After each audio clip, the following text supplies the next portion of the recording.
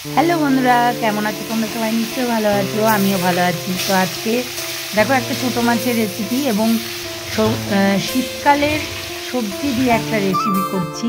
সেটা হচ্ছে আজকে তোমার ওই পোনা মাছগুলো নিয়ে এসছে, তো ওই মাছগুলো দিয়ে আজকে রেসিপিটা বানাবো।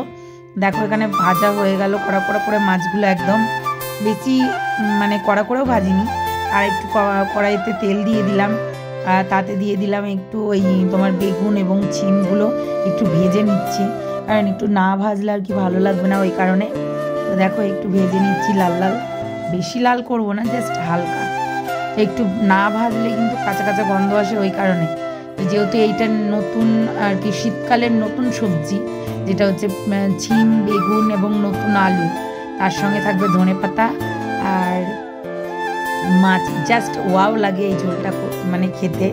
এর সঙ্গে বড়ি হলে আরও ভালো হতো, কিন্তু আমার কাছে বড়িটা ছিল না, তাই বড়িটা দিইনি।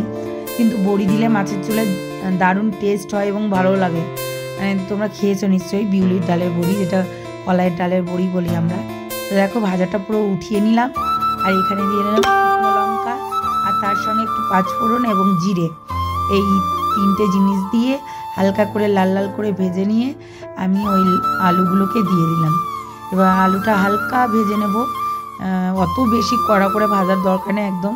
তো যেহেতু হালকা করে ভেজে নিয়ে লবণ দিলাম, তারপরে একটু হলুদ দিলাম। এইবার সমস্ত কিছুটা ভালো করে ভেজে তারপর দিয়ে দিব মশলা। আর মশলাতে থাকবে আদা, একটু লঙ্কা, আর কাঁচা পাকা লঙ্কা দিয়েছি, আর জিরে।